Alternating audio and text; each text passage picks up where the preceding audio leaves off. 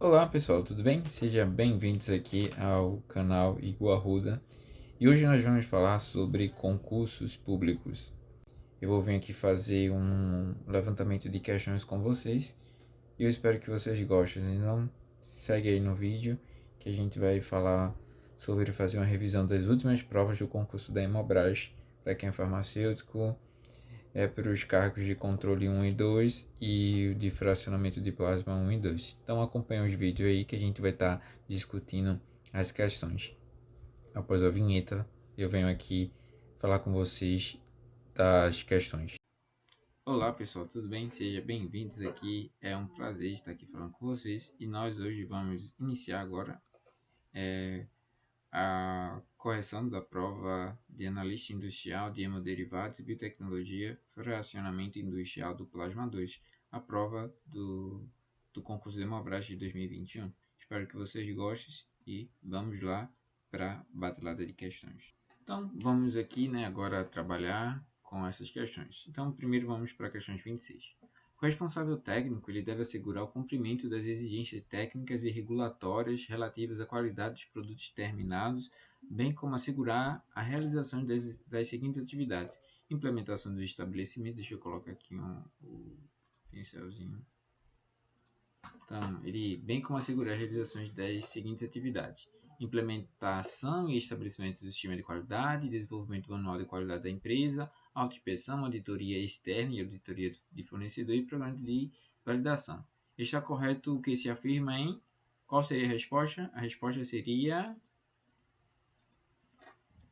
letra A, ou seja, todas as alternativas estão corretas. E de fato, as atividades do responsável técnico, elas vão desde a garantia da qualidade e da conformidade regulatória, o controle da produção e a qualidade, a farmacovigilância e assegurar também a qualidade desses produtos, treinamento e capacitação também é uma das atribuições do responsável técnico, gerenciamento de documentos e registros, gestão de reclamações e recalques, supervisão de armazenamento e distribuição, ou seja, o responsável técnico ele está diretamente ligado a todas as etapas da produção do medicamento, pois ele deve garantir, assegurar que tudo que está sendo ali produzido.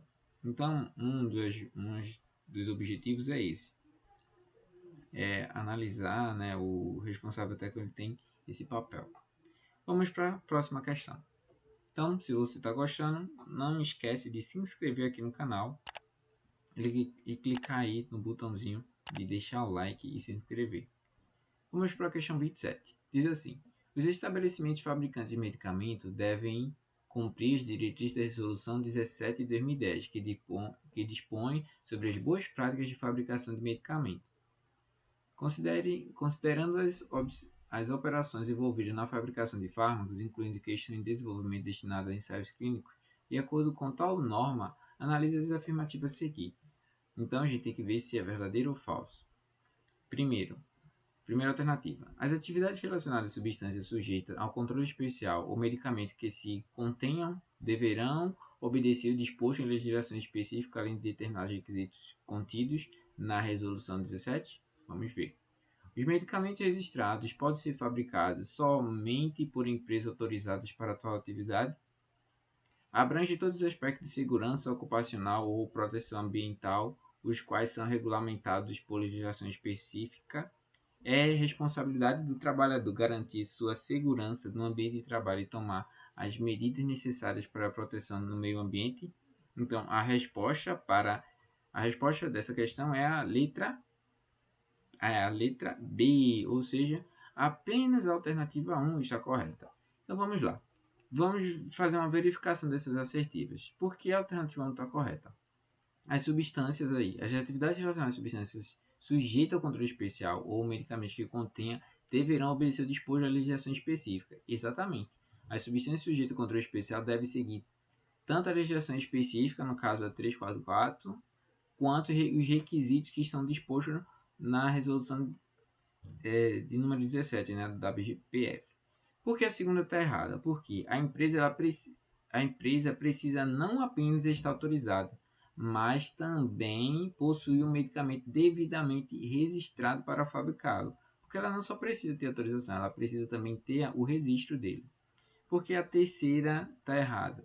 A resolução, né, 17 que ela mudou, ela trata de boas práticas de fabricação e não engloba todos os aspectos de segurança ocupacional e proteção ambiental que são regulados por normas específicas, ou seja, ela não engloba todos os aspectos da segurança ocupacional, como ele fala aqui, que abrange todos os aspectos de segurança ocupacional e proteção ambiental. Não, existem outras, por exemplo, a de resíduos, né, da saúde que devem ser destinados. Então, existe uma norma, que é a 222, que ela fala sobre isso.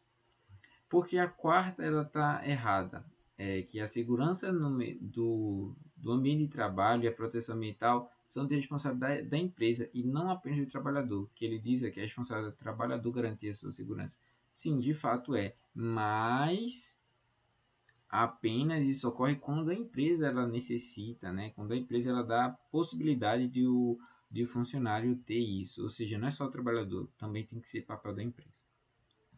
Questão 28 diz o seguinte: considerando que o sistema de produção de armazenamento e distribuição de água para uso farmacêutico deve ser planejados, instalados, validados e mantidos certificados à produção com qualidade apropriada, assinale a alternativa incorreta. Ou seja, nesse caso aqui ele está pedindo a alternativa incorreta. Então, vamos analisar. As técnicas de sanitização ou esterilização devem ser consideradas durante o planejamento de projeto do sistema. Seu desempenho deve ser comprovado durante as atividades de qualificação. Me parece correta, né? Você acha? Letra B. Sistemas que funcionam mantidos em temperaturas na faixa de 30 a 40 graus geralmente são menos susceptíveis à contaminação microbiológica que o sistema mantém a temperatura mais elevada. Isso aqui parece para mim que essa é a resposta errada. De 30 a 40 graus são as temperaturas que algumas bactérias elas gostam, né? Que são temperaturas agradáveis, temperatura do corpo. Por exemplo, a Escherichia coli, ela ia conseguir desenvolver muito bem aqui. Então, isso aqui não é uma temperatura, uma região legal para um sistema de controle de água, onde você tem uma água de alta qualidade, água grau farmacêutico, para ser utilizado. Então, vamos deixar essa aqui antemão. 6. C. O equipamento para tratamento de água deve funcionar continuamente por período significativo de tempo para evitar ineficiência e desgaste. Tal fato ocorre quando o equipamento é ligado e desligado com frequência. Faz sentido essa, né? Quando são exigidas temperaturas mais baixas devido ao processo de tratamento de água empregado com exigência de temperaturas para água em uso, deve ser efetuada precauções especiais a fim de evitar o ingresso e a proliferação de contaminantes microbiológicos. Faz sentido. Letra E. Os equipamentos de tratamento de água e os sistemas de armazenamento e distribuição utilizados para água purificada e água para injetável devem ser projetados a fim de impedir a contaminação microbiológica durante o uso, bem como proporcionar o emprego de técnicas de sanitização ou esterilização do sistema após intervenções para uso ou modificação. De fato, né? Vamos ver qual a letra correta é a letra B, exatamente, é a incorreta. As formas de inibição do crescimento de micro-organismos. Então, os micro-organismos eles podem ser inibidos por radiação ultravioleta, manutenção do sistema quente, né? Temperaturas maiores de 65 graus, elas vão desempenhar esse processo. A sanitização periódica do sistema utilizando água quente e temperaturas maiores de 70 por um tempo adequado.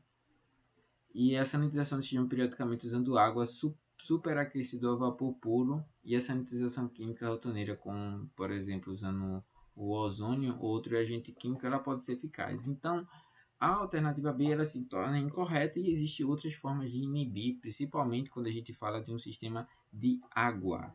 Vamos para a nossa próxima questão, a questão 29, que diz o seguinte: o prazo de validade de determinado produto a ser comercializado no Brasil é estabelecido por um estudo de estabilidade de longa duração, de acordo com os parâmetros definidos.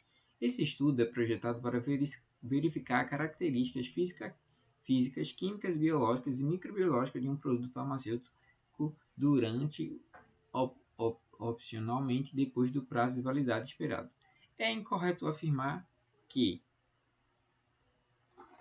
a alternativa aqui correta é a letra C. Por que a letra C? Na verdade, a incorreta é a letra C. Por que a letra C é incorreta? Porque a umidade relativa do ar utilizada no estudo de estabilidade para líquidos e semissólidos de base aquosa deve ser fixa em que? Em 75 umidade relativa, para simular condições de armazenamento em climas úmidos. Não existe regra de multiplicar a perda de peso por 5 ao optar por essa umidade. Principais tipos de estabilidade que a gente se encontra. A gente encontra a estabilidade de longa duração, a estabilidade acelerada, a estabilidade de zona intermediária, isso é quando é necessário, a estabilidade em condições de transporte e uso e a estabilidade de produtos aquosos. Então, esses são os principais tipos de estabilidades. Eu vou, a partir de agora, não vou mais fazer a leitura das questões. Vocês, basicamente, podem dar uma pausa e ler, porque eu acho que assim vai ficar muito maçante para vocês e difícil até para mim. Então, eu dou uma pausa aqui, venho já com a resposta e a gente vai comentando, né, sobre isso. Então, questão 30 diz assim: considerando os agentes biológicos que afetam o homem, os animais e as plantas são distribuídos em classe de risco, marque V para verdadeiro e F para falso. Então, dá uma pausa aí e dá uma lida. Qual seria a resposta dessa questão? Seria a resposta letra E, ou seja, todos são verdadeiros. O que é uma classe de risco 1? É que tem baixo risco individual, tanto para o indivíduo como para a comunidade. Então, uma imagem aqui que define bem como é a classificação do risco dos agentes biológicos, ela diz o seguinte, olha, a classe de risco 1, ela tem risco individual baixo e tem risco coletivo, né, ou comunitário baixo. E que vai existir uma profilaxia ou uma terapia eficaz, que é existente.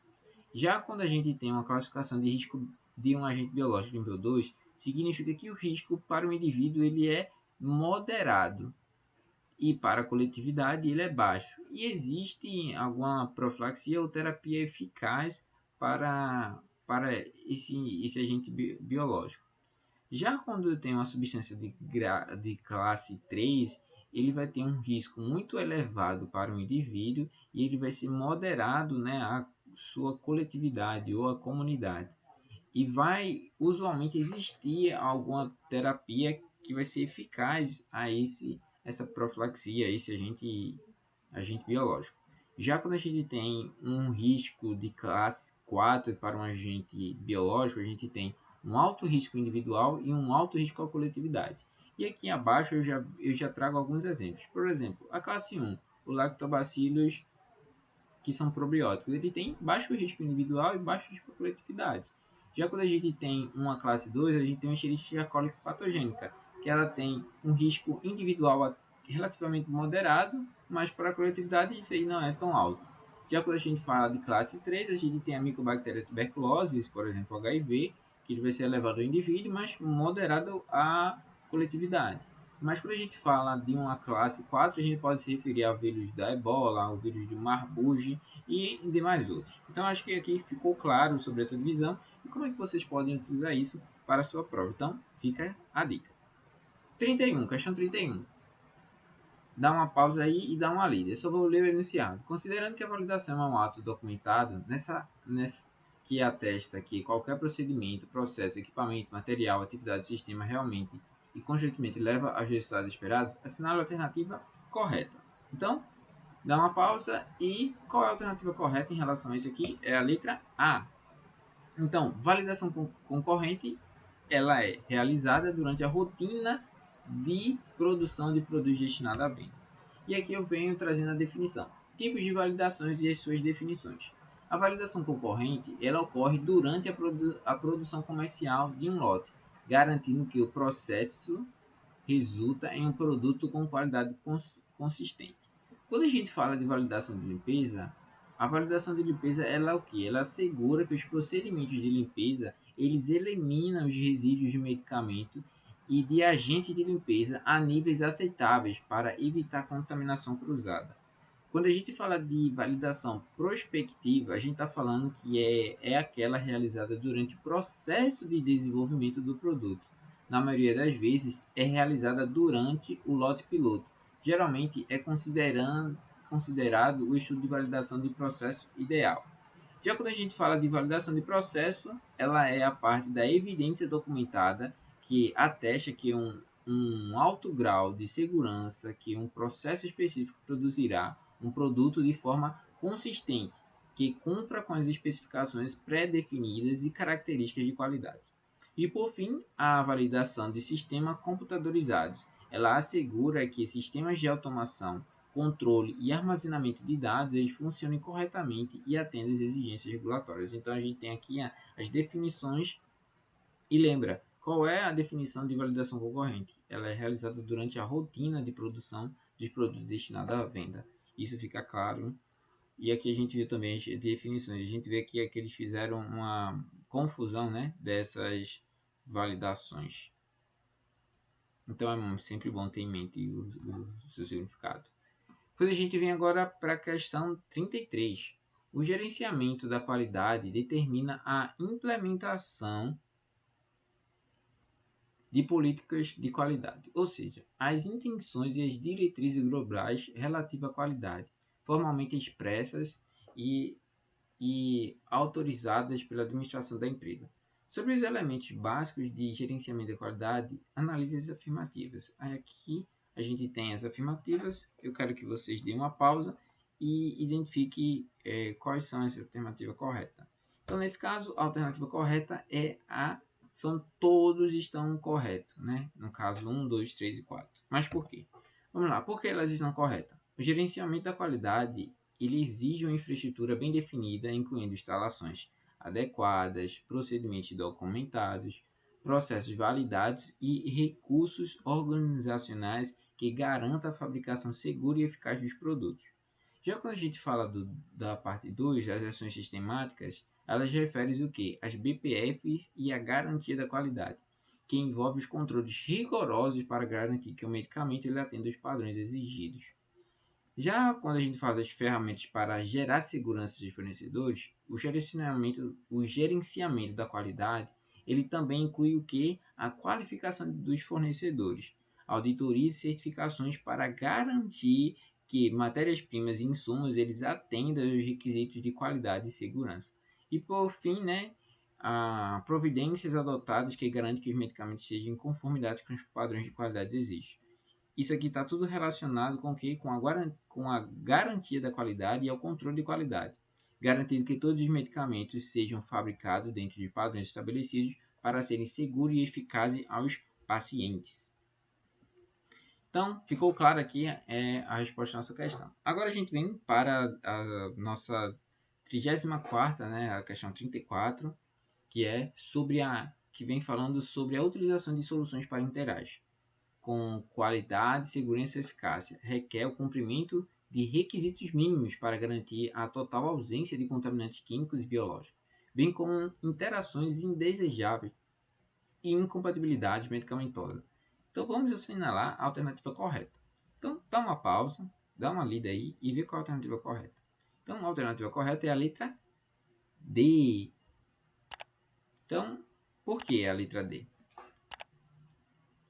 Primeiro, a elaboração de procedimento escrito relacionado ao preparo de diluição e fracionamento das soluções parenterais é uma responsabilidade do farmacêutico, conforme as boas práticas de fabricação hospitalar. O enfermeiro deve seguir normas estabelecidas, mas não criá-las. O segundo, né, no caso, o B, a letra B. A avaliação da compatibilidade físico-química e interações de medicamento é de competência de quem? Do farmacêutico, não do enfermeiro. O enfermeiro é responsável pela administração correta conforme a prescrição, mas a análise da compatibilidade deve ser realizada pelo profissional especializado, nesse caso, o farmacêutico. Letra C. Embora a identificação seja fundamental, as normas exigem mais informações, como data e horário do preparo, volume da solução e os dados da equipe responsável pelo processo. E a letra E. Embora a rotulagem de pequenos volumes exija informações detalhadas, os padrões específicos podem variar conforme normas institucionais e regulatórias. Além disso, algumas instituições exigem ainda mais detalhes, como validade da mistura e responsável pela checagem final. Então, isso aí vai depender da instituição. Mas aqui fica claro o nosso objetivo, nossa resposta. Questão agora 35. Então, vamos lá aprender um pouquinho sobre qualificação. De acordo com as BPFs, a empresa deve identificar os trabalhos de qualificações e validações necessários para comprovar que todos os aspectos críticos de operação estejam sob controle. Os elementos-chave de um programa de qualificação e validação de uma empresa devem ser claramente definidos e documentados em um plano mestre de validação. Diante do exposto, faça analise alternativa incorreta. Então vamos lá, então aprender as definições. Mas primeiro, qual seria a definição incorreta? Seria a validação de processo. Que validação de processo, validação de instalação, utilidade, sistemas computadorizados e equipamentos instalados de acordo com as especificações. Será que isso bate? Não. Vamos lá ver a correta definição. Qualificação de operação, que não seria o QO. Ela verifica se equipamentos, sistemas e utilidades funcionam corretamente de acordo com as especificações do fabricante do projeto, garantindo que operam como esperado antes do uso da produção. Ou seja, isso aqui é aquele famoso System Suitability, ou seja, a adequação do sistema. O 2. A qualificação de desempenho, o QD, assegura que um equipamento ou sistema funciona corretamente em condições reais de uso, ou seja, o processo produtivo gera um produto dentro dos padrões de qualidade estabelecidos de forma reprodutível. Já o ponto 3 é a validação de processo. A validação de processo ela é a comprovação documentada de que um processo produtivo é capaz de produzir consistentemente um produto dentro dos atributos de qualidade exigidos. Qualificação de instalação, que seria o QI. Ele confirma que todos os equipamentos, utilidades e sistemas foram instalados de acordo com requisitos técnicos e regulatórios antes do início da operação. A qualificação do projeto, o QP, ele verifica se todas as instalações, utilidades e equipamentos foram planejados e projetados em conformidade com requisitos estabelecidos lá pela BPF e outras regulações, com outras regulamentações aplicáveis. Então, isso aí fica a